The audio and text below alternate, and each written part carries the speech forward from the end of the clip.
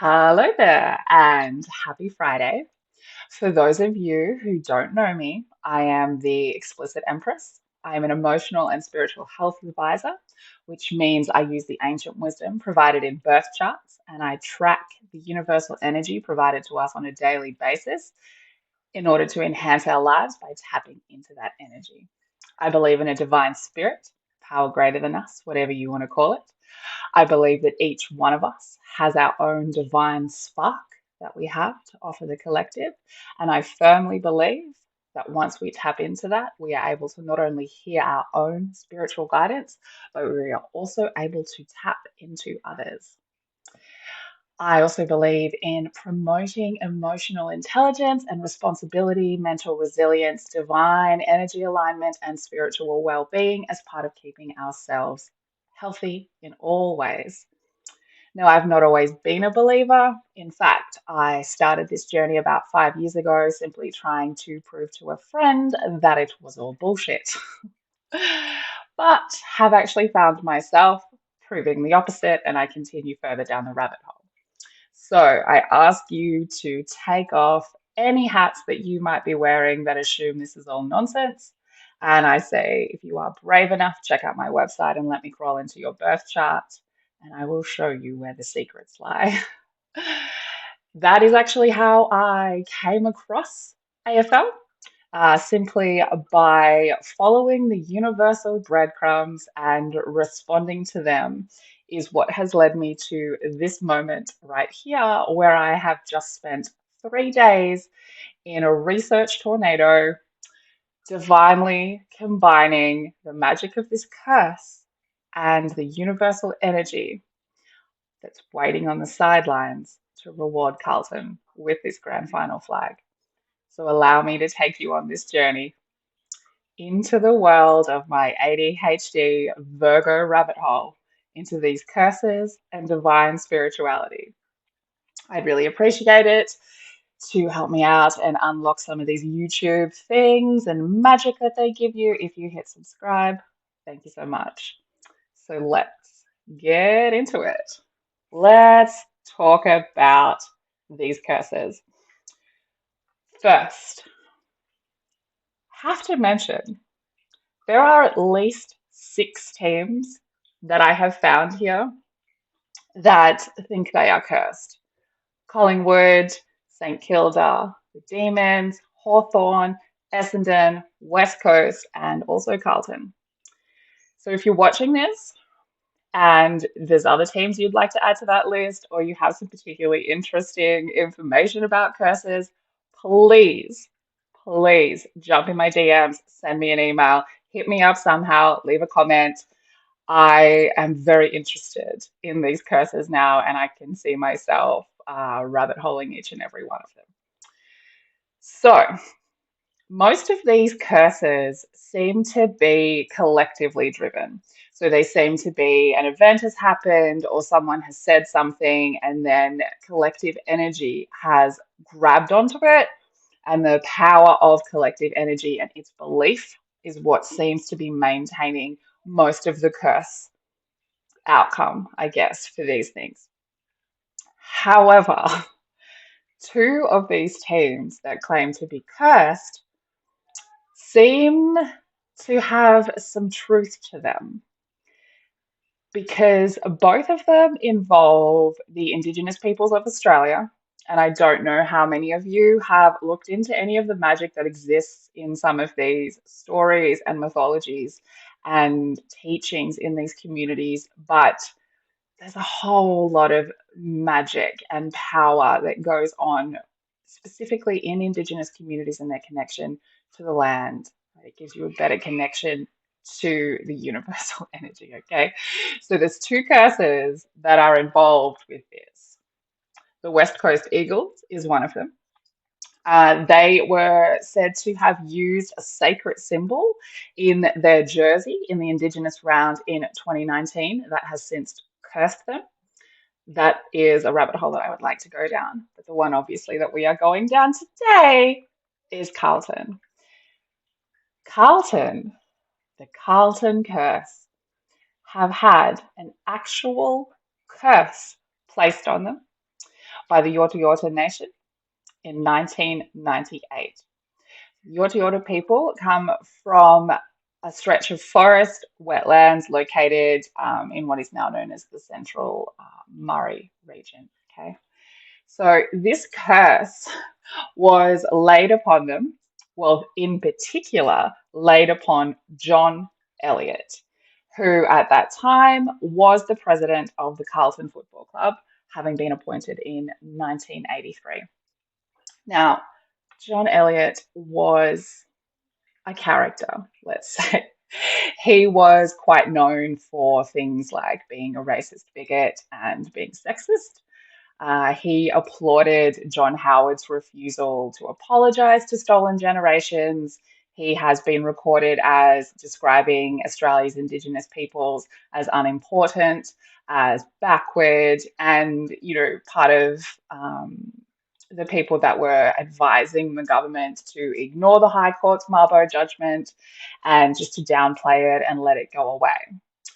He was also part of the people that disparaged the Yorta Yorta native title claim because he had properties that he owned in that region, and he said that it was absurd. Their land claim, their native title claim was absurd, and he attacked the acknowledgement of Indigenous traditional owners of the country. He is saying that that was sheer bloody nonsense. He was saying that they were a forgotten race. And so the outcome of this was that two elders, two sisters, Margaret Wapunda and Frances Matheson, who were members of the Ulopna clan of the Yorta Yorta tribe.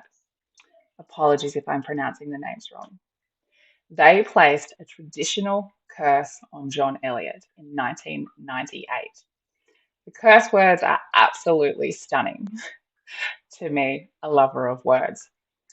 They were, "May you and your kind and all your own rot away. May the wind of change sweep you away and put you away from the feet of the people you despise." So that happened in 1998. In 2002, implications of illegal payments ended in a huge public shame, and John Elliot was voted out of the presidency of the Carlton Football Club. In 2005, through legal battles and corporate regulators and divorces, they all took its toll on his wealth, and he had to declare bankruptcy. In 2021, on the 23rd of September at 9:08 p.m., John Elliot died in a hospital after an incident earlier that month where it was reported that he suffered a fall and was hospitalized. So he died at 79 years of age. Also on that same day, 23rd of September, 2021, Carlton announced Michael Voss as its new AFL senior coach. So earlier that day, before he died. And so it would seem the curse was lifted. This has also come up as I've been posting the last couple of days about it. Terry from Blue Abroad was approached by a grandson of John Elliot, who did say that they approached the Yorta Yorta tribe after his death, who did say that upon his death, the curse would in fact be lifted. So perhaps already seeing there that it has been. So then what? What has taken me 3 days into a rabbit hole? Well, I believe the lifting of this curse set in motion a chance for Carlton to make reparations for the past. And when I'm saying the past, I mean like the ancestral bad karma, the transgressions of the club that they had been responsible for.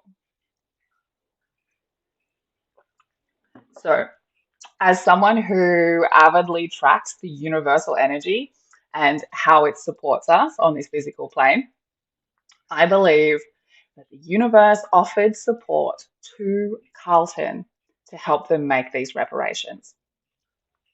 So, to understand this rabbit hole, you need to understand a few things that are currently happening in the astrological energy, in the mapping of the universe right now.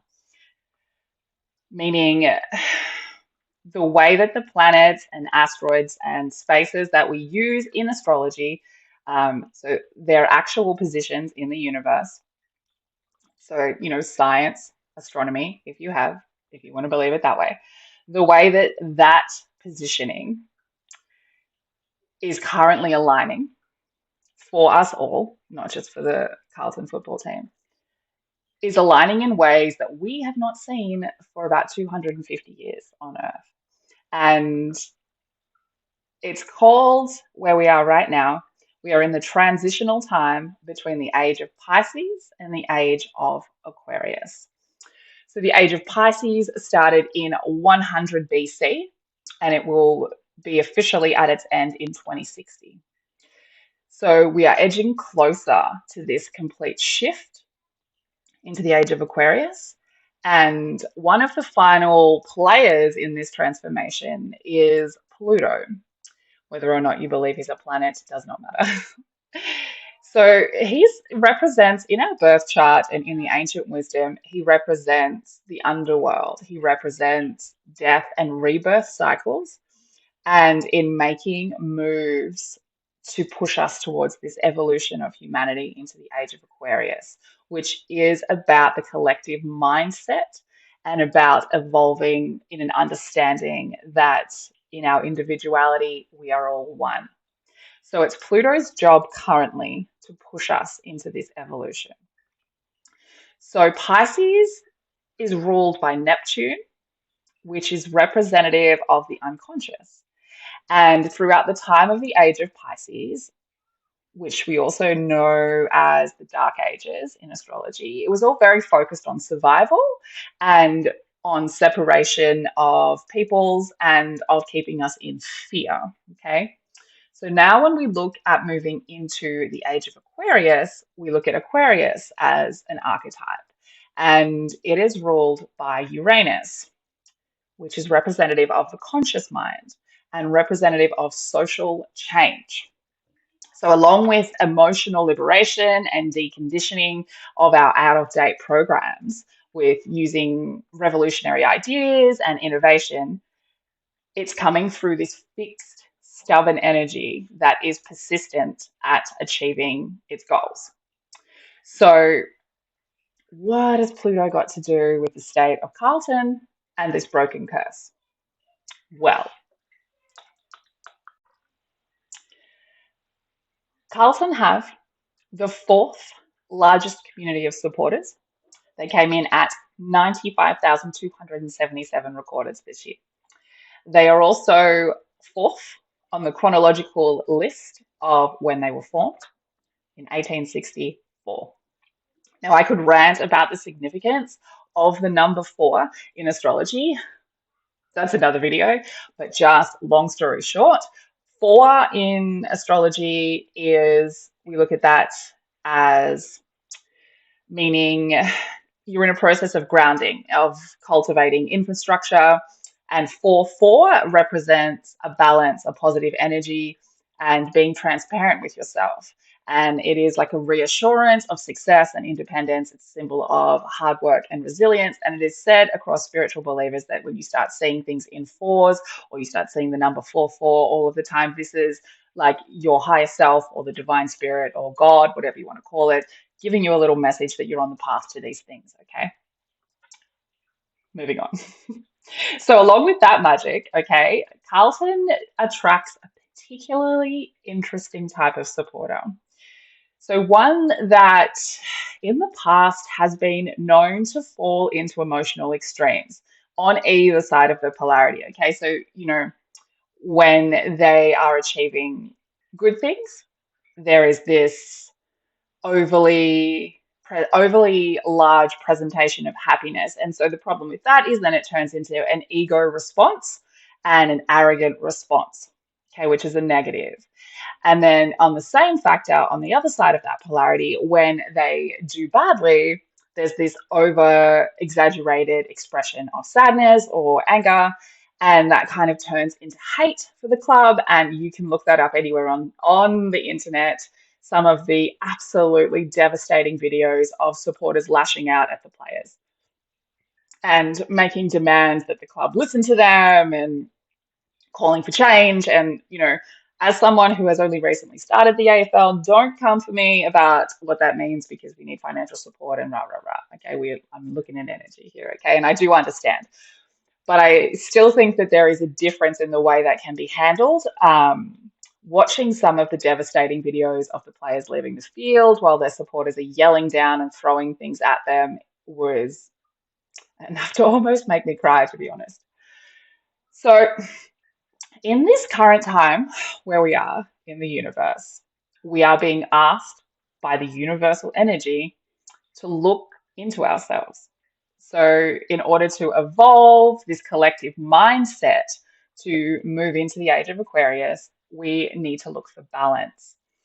So, balancing things like our divine masculine energy and our divine feminine energy. So, this is a rant that I've gone on a number of times. If you don't understand what I mean by those things, please check out my other videos or any of my posts about it.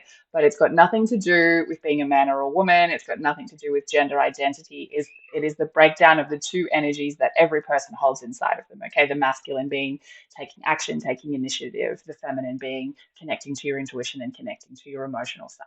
Okay, so it's my belief that for us to balance these two energies, it's important for everyone to understand the difference between them, how they present in everybody. And I think this is where AFL comes in, and in particular, the Carlton team.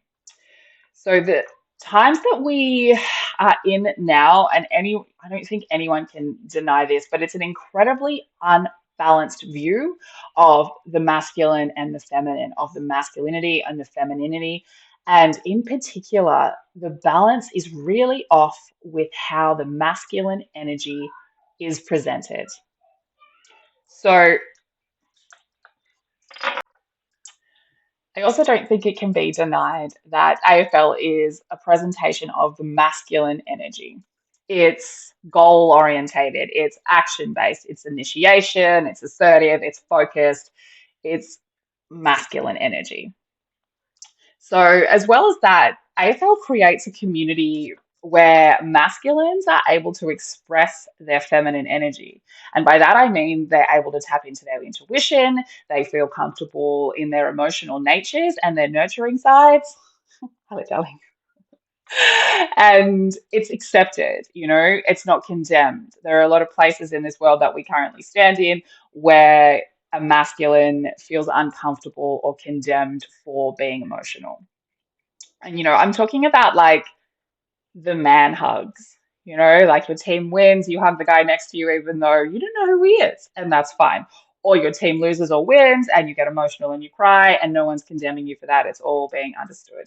A masculine friend of mine said once that there are 3 times in a man's life where he is allowed to cry. One being your parents or grandmother pass away, 2 being your dog passes away, and 3 being when your team wins or loses. I don't think he was wrong. So I think also the other side of it is the relationship that masculines seem to have with their team. So people in their masculine energy who are huge supporters of AFL, it's a different relationship. And I've definitely ranted about this before as well. It is like a long-term love connection, the way that they support these teams.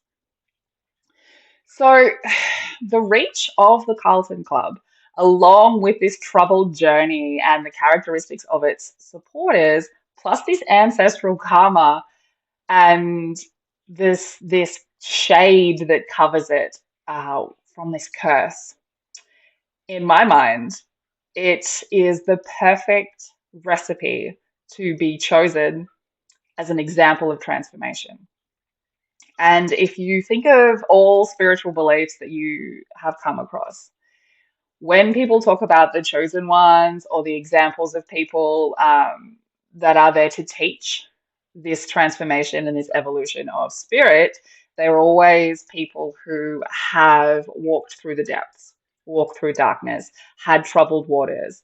They are people who have had the ability to walk through these things and still come out the other side in a more positive light, because it is in walking through those depths, in experiencing this darkness, these traumas, and overcoming those, that we are capable of transmuting darkness to light and to power. So if you're still with me, let me run you through the rabbit hole of why I believe that the lifting of this curse was the beginning of the journey for Carlton, and how the universal energy has supported it through the roller coaster in order to transform and achieve this glory that it has already seen. That, I mean, how else do you explain it? Just bottom line.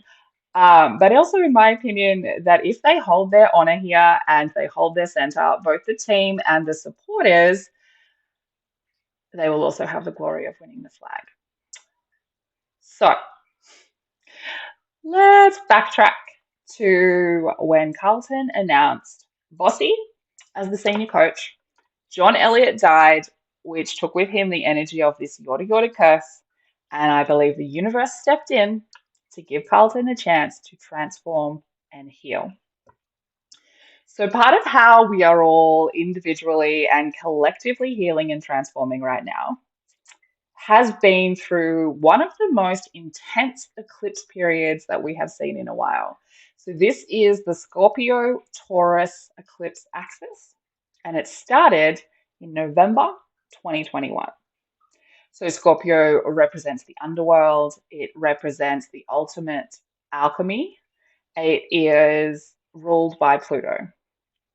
Taurus represents the grounded Mother Earth energy of building, of hard work, and of inner security. Scorpio says, I empower, and Taurus says, I have. The eclipse axis comes in a 5-part story, 4 of which we have already experienced, and 1 of which is yet to come. And that 5th step is the culmination of the transformation and the alchemizing of everything that we have learned. So eclipses are fated moments in time. You know, we can predict when they arrive. Can't predict what they're going to bring to us, but we can predict when they arrive, therefore making them a fated moment in time. So during these eclipse portals, we experience like sudden and unexpected, but fated events and experiences that are designed to knock us back onto our destined path, that are designed to shake things up so that we can find our center and move back towards hearing our own inner spirit and our own inner child for guidance. So you can look at all of these times that we're about to talk about on your own personal level, and I can guarantee you that some stuff came up. So let's look at what I believe are some significant moments that occurred during each of these eclipse portals that points to not only the support of the universal energy that was offered to Carlton, but also why I believe that the universe needs Carlton to win in order for it to enact its grand plan of transformation. And it was offered this chance by the universe, I believe, because of the curse breaking. So, in November 2021, during part 1 of this eclipse story, Carlton began its transformation and healing of this bad curse karma. So it raised $201,000 for the Peter Mac Foundation, of course, in support of Doherty, who had faced and fought through his 2nd battle with testicular cancer. And I'm not gonna rant about it too much, and you probably don't want that side of the magic, but the testicles are ruled by the planet Venus. And based on the information I have been able to find on Doherty, he has a number of Libra placements in his chart, and Libra is ruled by Venus, who rules the testicles. This is the sort of information I can track down in your birth chart. Okay, so also in November, Doherty came back to Icon Park, so 22nd of November, he was reported to have returned back for the first time to watch training. 2 days after that eclipse. That started off the new journey. Okay, so on December 3, Carlton announced it was debt-free for the first time in 26 years. So this is like an example to me of they raised all of this money, they started forming this collective bond around like the team and the supporters really bringing it to support Doherty. And the universe kind of gave them that little hint that if you start balancing out this bad karma, you start getting rewards. So then we roll on to part two of the eclipse story, which was April, May 2022. So some significant things that I believe happened there are April 3rd, Paddy Kinnersley and Robert Priestley jumped on in as vice presidents. April 5 brought in a new look midfield group at Carlton. So the addition of Chera, Hewitt, as well as like strong performances from Cripps, Kennedy, Walsh, Pittonet, and it being the first time that this midfield group had all played together in one game with Chera returning. April 17 was a day that the media latched onto a story about a member of the Carlton supporters spitting onto a Port Adelaide supporter and his son. And this led Carlton to come out against that sort of behaviour, saying that they were going to go on a mission to discover if it was actually one of their members. And I think really showing that they were starting to take this switch of culture very seriously. Then we get the partial Taurus solar eclipse on April 30th. So if you've ever seen me talk about the AFL and how I track their energy, I have formulated their overall energies based on their founding date, the coaches, the captains, based on a lot of astrological placements on their overall energy. Carlton are a Taurus energy team. So here we are with a partial solar eclipse in Taurus on the 30th of April. So being that they are a Taurus energy team, this powerful energetic event activates a lot of energy inside of the team, powering them up, as you might say. So they won against North Melbourne, playing on that day, 114 to 64. On May 2, so a couple of days after that, there was talk of how the pride and passion of Carlton's members had been very evident, that the loyalty and the noise of the Blue Baggers in attendance, and that they had the #1 home attendance so far. So I think this really shows that energy of the Carlton supporters still supporting, even though they've been through all of this darkness, even though that they have had a really, really bad run, really unlucky run for years and years, these moments really showing that the supporters are still behind them. And this is what I mean by attracting this very interesting type of supporter. So on May 7, interestingly, the VFL Carlton defender, Marchbank, hadn't played since 2019 because of back and neck injuries, and on that day he made a stunning reappearance. So I think that's of interest, just with how he's been showing up recently. So interesting that he came back during this eclipse, part 2 of this eclipse story, which is when, of course, we start seeing these sudden but fated things happening in order to align us for the transformation. So then on the 8th of May, Carlton win against Adelaide, 116 to 68. On the 15th of May, they win against GWS, 105 to 75. And in that game, Jesse Motlop, again, really kind of showing up recently, scored his first goal. It's of interest, I think. Then we have the total lunar eclipse in Scorpio on May 16. So the Scorpio eclipse is the opposite end of the Taurus axis. So it's quite powerful as well to a Taurus team. So they won against Sydney, 102 to 87. And again, it was reported that the soul had been reawoken of the supporters at Carlton and Princess Park. And then they lost to Collingwood, 79-75, and they end up finishing ninth on the ladder. Now, the number 9 in astrology is very significant for transformation. It is a symbol that you are in the process of wrapping up huge transformative cycles in order to start a new one. So, part 3 of this eclipse story.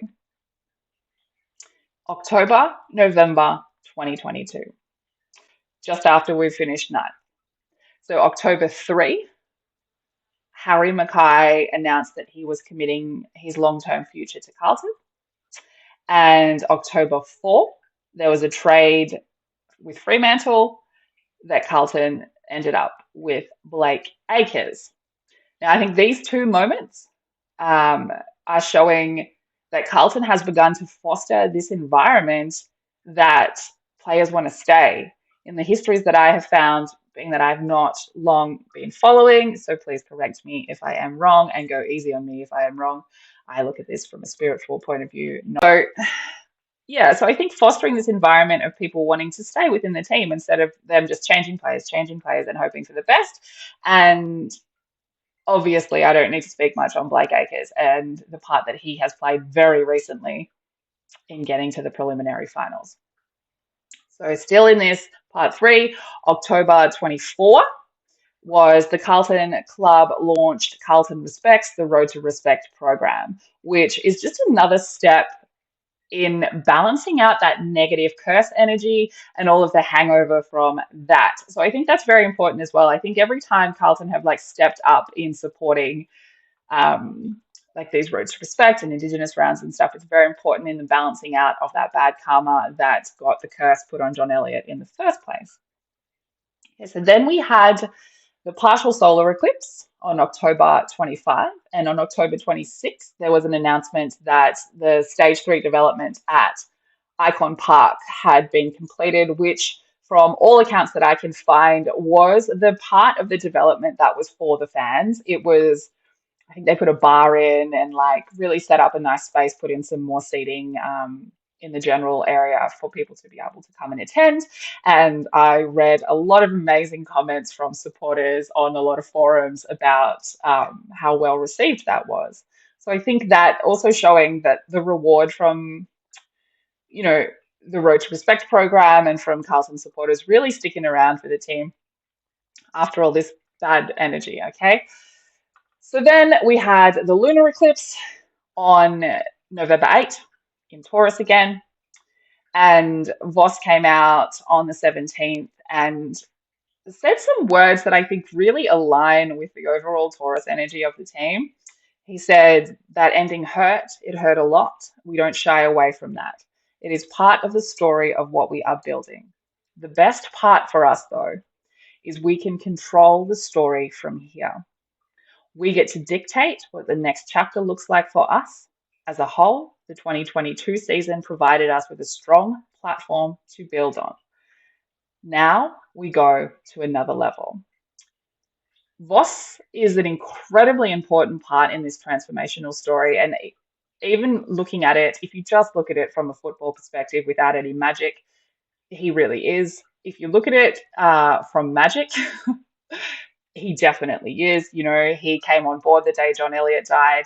His overall energy matches up very well with the team energy and how he is able to nurture the team environment that a Taurus energy requires. And that speech that he came out saying, that energy, the energy of it, really aligns with the purpose of these eclipses so far, in that building foundational strength in order to transform.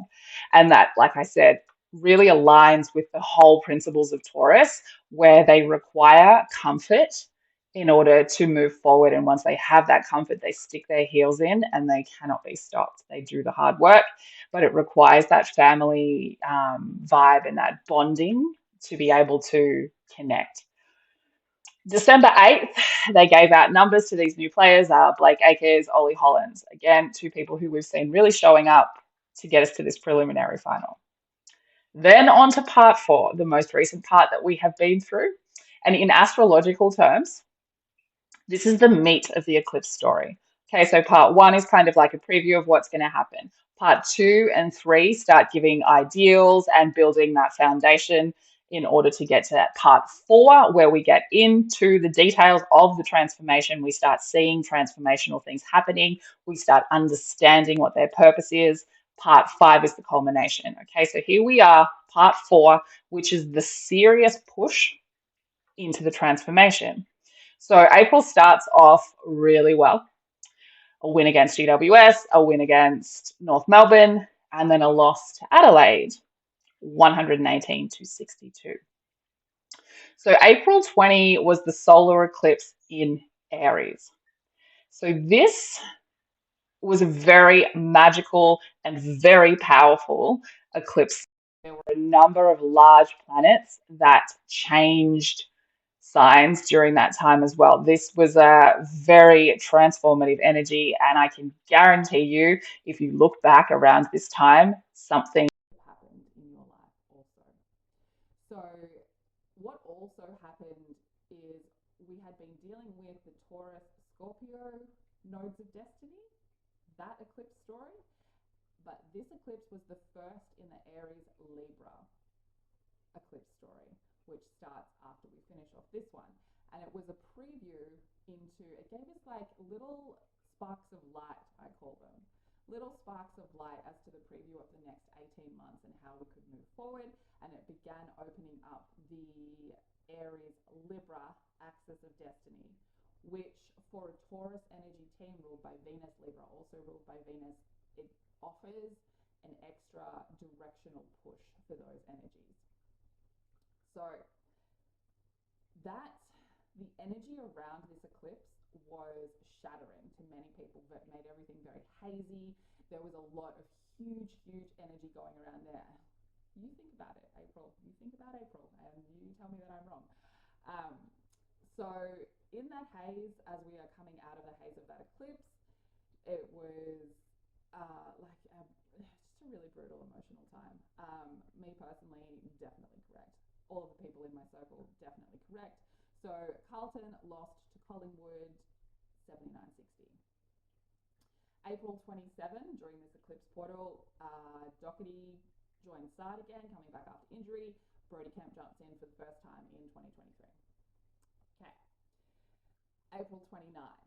So the energy started to fade. Like, this is 9 days. When you're dealing with eclipse energy, sometimes it's like 7 to 10 days before that energy starts to drop.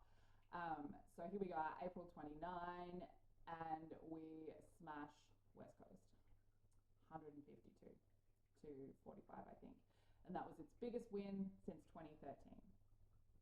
So, May 4th. The Carlton Club again announced that it's broken its membership numbers for the 8th year in a row. Then on May 5th, we see an incredibly heavy lunar eclipse in Scorpio. Now, this Scorpio eclipse in particular, in relating to the transits that were happening at that time, was asking us for some really deep investigation into our subconscious. And it was, because it's Scorpio is the opposite end of the Taurus axis, and Carlton being a Taurus team, it's very detrimental energy to Taurus in relation to team and community and being social. It's the sort of energy that really pulls us back into the darkness. So they played on the day of that lunar eclipse. And like, I've backtracked a lot of energy across the board, and teams playing with void moons, teams playing in these like dark energies are really thrown, okay? Because if you think each individual is really thrown off with the energy, and then you try and put that team together. Okay, so they lost to Brisbane 100 to 74. On that same day, Paddy Kinnersley came out and was talking about the Road to Respect program and talking about the goals for it and how they were really interested in pushing forward and trying to reach 12,000 students in the future. I think, again, showing that that Carlton mentality of like, we are here to help the collective, which, like I said, makes them a very important choice and very good choice for the universe to use as an example. So still in this aftermath of this heavy eclipse energy, we lose to the Bulldogs 79-59. Then we get a really supportive transit on May 16. Jupiter enters Taurus.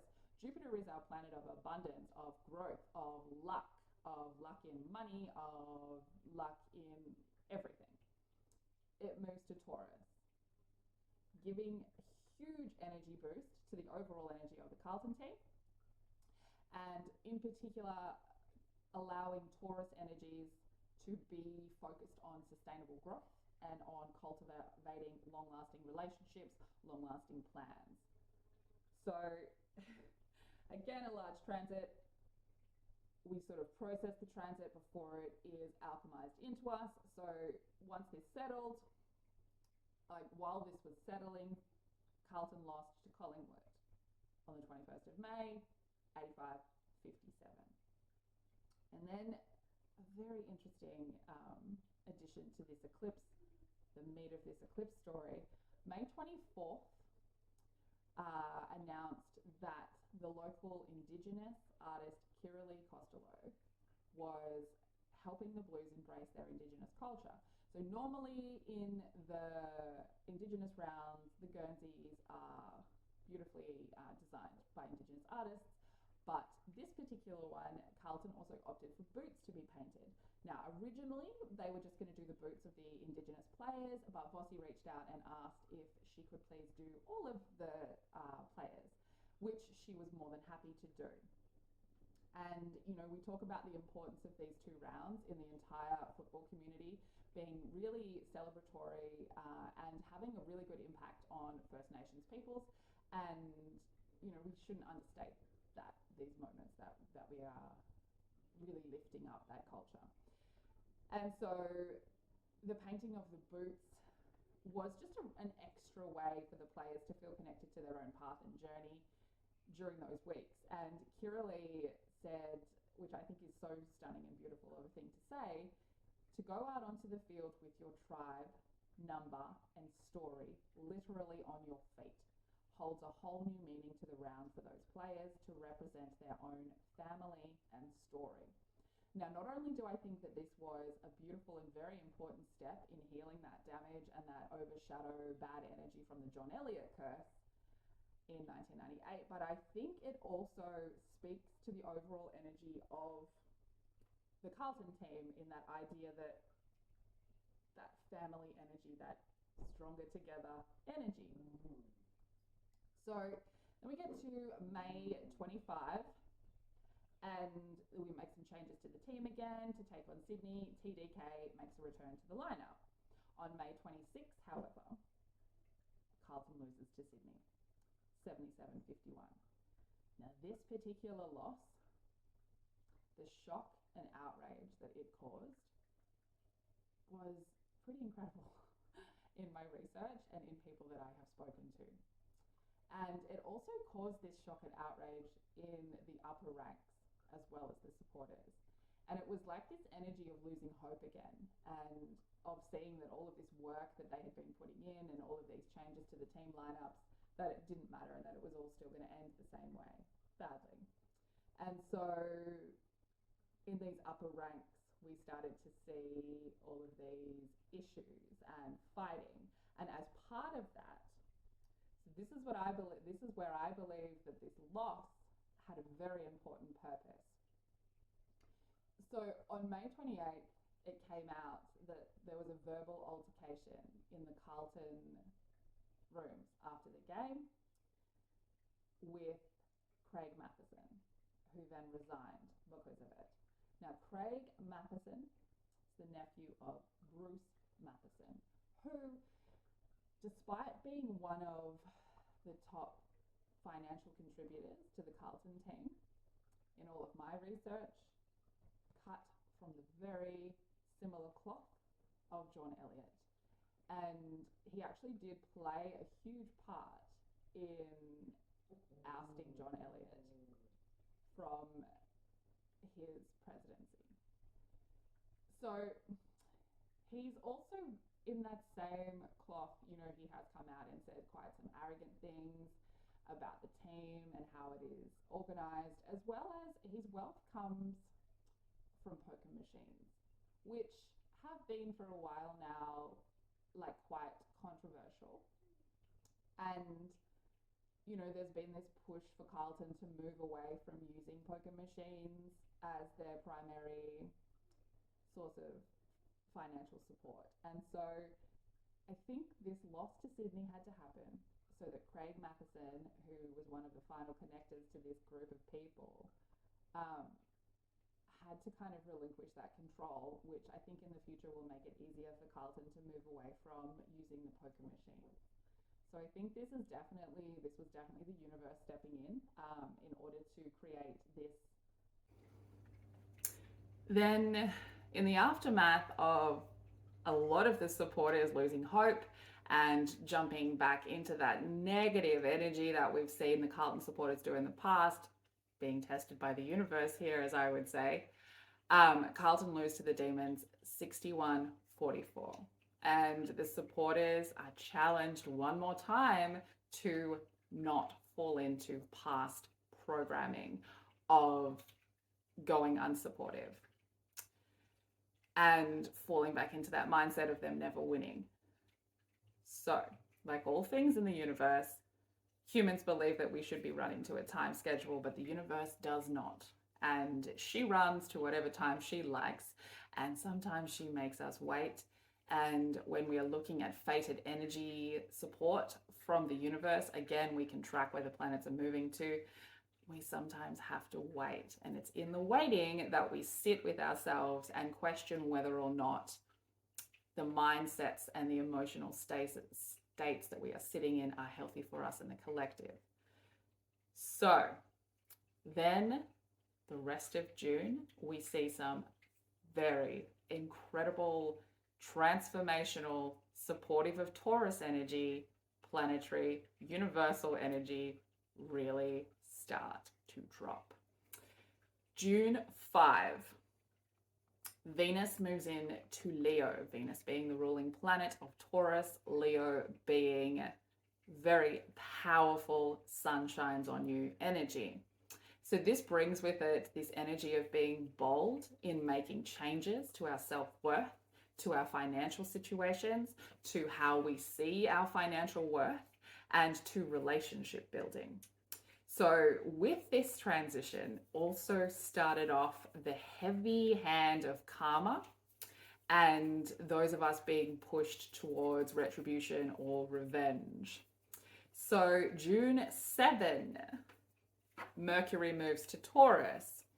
This brings with it a transformative energy around communication skills, and it makes it easier for us to articulate our thoughts and ideas to others.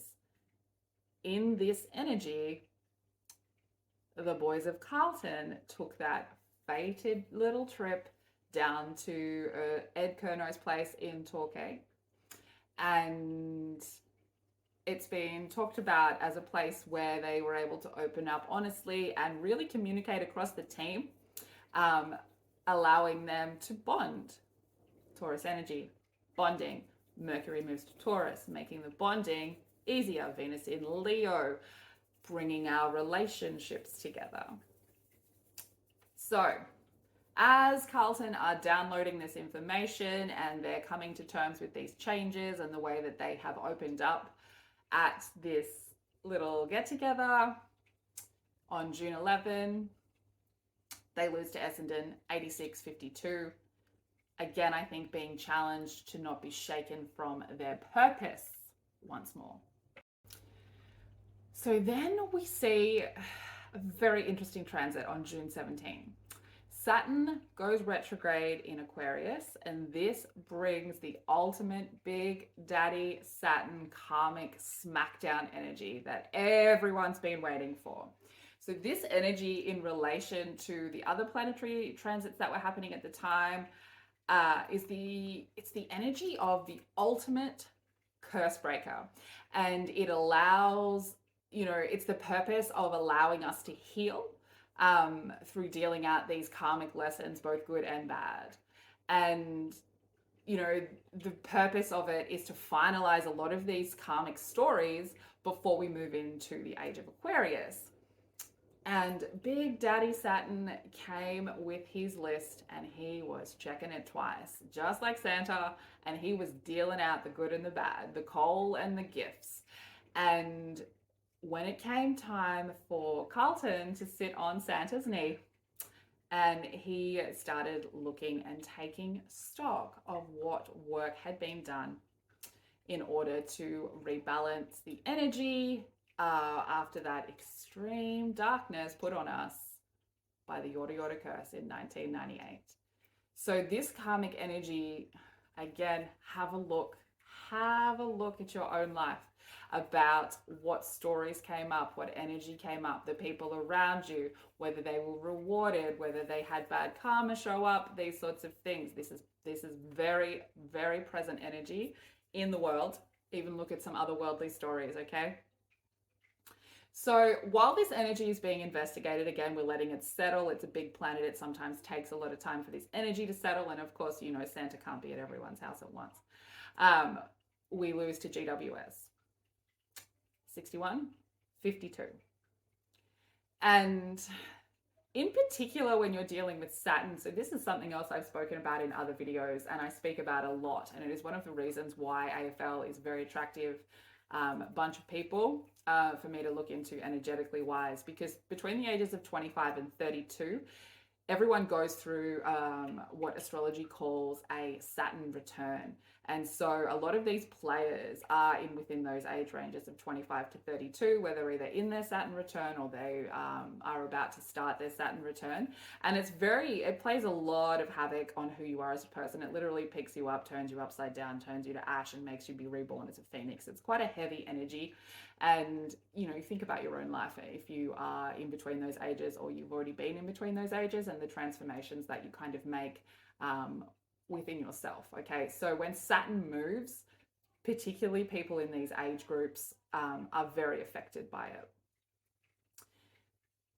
So then the 2nd of July rolls around and we start seeing Big Daddy Saturn with his sack of gifts, handing them out to those of us that deserve the good karma. And Carlton have shifted. They win against Hawthorn. They win against Essendon. They win against Port. And then we have another very supportive transit on July 17. This is when the nodes of destiny officially station in Aries and Libra. And with this, again, look at your own life. We start to see the shadow period moving into this whole new focus. Focus on destiny, focus on what we want, focus on where we're going, focus on what in us needs to be transformed. And we start seeing some more wins. So then we win against the Gold Coast, we win against West Coast, win against Collingwood, win against St Kilda, win against Demons, win against Gold Coast. Then we come up against GWS. Now, all of the talk that surrounded this loss was based around the fact that there would have been injuries. I was at the game. That was definitely the energy. GWS really brought a lot of fire to that game. And the response from the team to kind of pull back and not engage, I think, was the correct one in order to not be injured, in order to then be able to move on to the next round. I think also the supporters were being challenged once more, because we'd had such a great run, I think it was important for some of the conversations that came from this loss, particularly on the fan cams, on Blue Abroad, particularly with POM as well, talking about this idea of like, how do you support your friends? If they have a bad day, do you tell them they're shit and you don't want to like be with them anymore? Like, we shouldn't be supporting these boys like that. They've done a great job. We need to be unconditionally loving them. Again, coming back to that energy of like the way that people support their teams.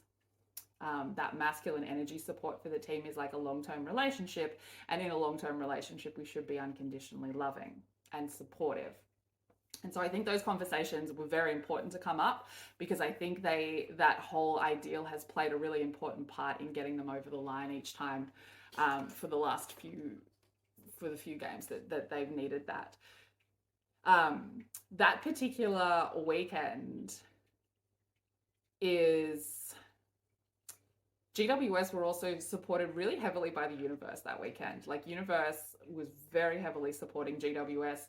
Mars had moved to Libra. Libra is a Venus ruled. Venus was in Leo.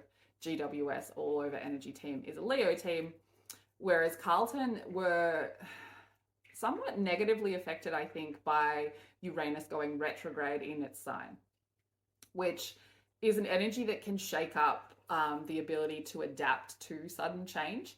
And, you know, GWS are quite erratic when they play. I also believe that this was a challenge on how to deal with dishonorable gameplay. And, you know, GWS got very sassy in that game. I was there. The energy was very sassy. And, you know, Carlton responded by backing off. And I think that they have since learnt how to play in this energy of dishonorable kind of actions and like suspected dirty kind of play, specifically after they won against the Demons, who definitely played a little dishonorably. So then September 3 and 4, we saw Venus station direct in Leo and Jupiter go retrograde in Taurus. Jupiter, the planet of abundance, Taurus, the overall energy of the team. And those two energies combining is really supportive energy for a Taurus-based team, and also the individual players in the Carlton team getting boosts, a lot of them getting a lot of boosts from this energy. So then on September 8th, they win against Sydney, 74-68. Then we have some huge energy shifts in support of the Taurus energy, who is an earth sign. We see the new moon in Virgo, and we see Mercury going direct in Virgo, both bringing us this push in details, this push in hard work, which is a super supportive energy for earth signs like Taurus, like Virgo, like Capricorn. And Carlton have a lot of Taurus energy and a lot of Capricorn energy. And now it's now. On September 22, which is today, while I'm recording this, the sun enters Libra. And this is a huge shift from details-based work energy into like a fun reward energy. So Carlton are going to face Brisbane on the 23rd of September. Remembering from way back when we started this video, the 23rd of September was the same day that John Elliot died. It was the same day that Vossi was announced as the coach. And it is soon to be the same day that the Carlton supporters show up loud and proud and honourably to bring these Blues home, to break this streak, Carlton the Curse Breakers, that Brisbane has never lost at home. Interestingly, and further proof of my belief that the universe needs and wants Carlton to win, and that Pom shouting, "You can't beat destiny," here's some more proof. On September 29, the day before the grand final, we will be seeing an Aries moon. So this begins the eclipse shadow for the wrap-up part 5 period of the entire transformational journey that we have all been on since November 2021. After the curse ended with John Elliot dying, after we get Vossi. And so this final part 5 eclipse story is designed to finalize, to alchemize, to reward all of the changes that we've made, all of the healing that we've done, all of the karmic balances that we've achieved. So I don't personally need any more proof that Carlton are being supported every step of the way by the universe, that everything that has happened, even the losses of recent, even all of it, all of the injuries, everything has been guiding Carlton to reap the benefits, the reap the rewards of the work they have done, not only within the team, but within the overall energy, within the way that the whole supporter base has really started to try and shift this energy into a more collective positivity and are really starting to acknowledge the effect that they have. And this is where we are collectively in an emotional and spiritual awakening. People are starting to realize the power they have, and coming up against Brisbane, who are a Libra team, who also require the power of collective energy in order to win, is a destined moment in time. I have talked about this on another video and on some slides here, but Libra energy requires collective energy, sort of from an ego perspective, from a need to kind of be the center of attention in order to be powered up. Whereas Taurus energy requires collective energy on a deeper level. It requires a family vibe. And so the difference being mainly in this moment that we are going to see tomorrow is that the effect of the Brisbane supporters cheering for their team on the Carlton team will not have any effect, because Taurus energy requires its love and support to come from people it is bonded with, people that are in its family. And it really doesn't give a fuck about how people outside of it see it. It maintains its power from the collective in the same way that we shouldn't take negative criticism from people that don't know us. Whereas Libra energy, which is the overall energy of the Brisbane team, is affected by somebody else being the center of attention, is affected by negative ideals coming towards it, because its need for collective energy to empower it is external. And when we require external validation like that, we are very easily affected by negative external information. So I think it's very interesting that Brisbane are the team we are facing. I think it's very interesting that the supporters are being challenged on both sides to really bring it. And I think that's fated. I think it was always going to be that way. So the other piece of proof, I think, is part 5 of this eclipse story wraps up on Saturday, October 14, with the lunar eclipse in Taurus. And this is the weekend that also starts the next story for the AFL. It is the day that the draft happens. So that will be held Melbourne, Adelaide and Perth on the 8th, the 14th and the 15th of October. So coming to a close with one cycle, we see the AFL stepping into its next journey. Now, just to end, I have had some very interesting messages as I've been posting about this whole curse. And one in particular I want to share with you, because as somebody who responds to the universe and the direction that it's pointing me, it's given me a very interesting idea. So the supporter said to me, being that they're, not somebody who's normally spiritual, not someone who follows a religion, but that an hour before the Gold Coast game, her and her daughter collected their Carlton merchandise, lit 4 candles, and spoke words of a curse lifting chant to then see Carlton come out in the second quarter and kick 9 goals straight.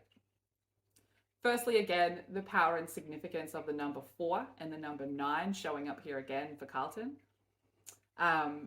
This also really speaks to that collective energy power that the Blue Baggers have, and that idea that when everyone has that one thought in their mind, like for example, the game where you could feel everyone thinking, tell me that ball wasn't touched. Okay, that collective power, that power of change, that power to influence in the collective. I think it really speaks to that. And I'd really like to hear from the Carlton supporters about rituals that you have performed, about rituals that you have been a part of, that what your own positive energy expressions are when you are watching the game, and the difference that you feel when you are projecting that they're definitely going to win. And I saw a lot of that last week. The amount of supporters that I saw saying, I just knew we were going to win. I just knew it. And that is the collective energy that brings them home, because everybody focused on that is a power that is just, it's unstoppable. And so I'm going to make a suggestion, and I will definitely be doing it. But to those of us who are going to be watching at home, this game starts at 5:15. So taking advantage of the power of the number 4 and the number 9, because in some circles, I am called a witch, and I will not deny. At 4:44 p.m. Melbourne time tomorrow, let's light 4 candles. Let's get our blues merch out. Wear your blues. You should be in them anyway, okay? Everybody in their merch tomorrow. Let's get photos up. Let's put the videos out of doing the chants. Let's push this energy out. 4:44 p.m. tomorrow. Anyone watching this video, tell your friends, let's light 4 candles while wearing our supporting blues outfits. And I want to use Pom's words, which will stick with me. You can't fight destiny. And I want that chanted 9 times. And I want it to be ended with boys, we're with you, go the blues. And I want that energy sent out so hard collectively that they feel it in Brisbane. That the vibration of our power combined with the vibration of everyone supporting Carlton down in Melbourne, up in Brisbane, shakes the foundations of the grounds at Brisbane. And let's send them that power and that collective belief. So thank you to the person who sent me that. It has inspired me. So let's do some magic. Let's get this witch action going. The universe has been supporting them. The curse has been broken. Let's use this collective energy to push them over the line. Let's get them into a positive headspace that they've never been in before. Some of the players talk about being able to fly from the energy of the crowd. So let's send them so far into the sky. This Carlton curse is lifted. This chapter is about to come to an end. And I know I'm not alone, that if we can stay in this honorable, positive energy, in this knowing that we are supported, in this support for a team that has overcome so many obstacles, that has worked so hard to get everybody here, to be able to even experience this chance of getting into the grand final, it's going to end in a flag. It's going to end in a flag. So let's bring them home with the unconditional love they deserve. And let's play our part in this universal transformation. And what else is there to say? Thank you for sticking with me. Subscribe if you are interested in any more of this. Please let me know of any other interesting AFL curses that I can rabbit hole. And let's get them over the line. Go Blues!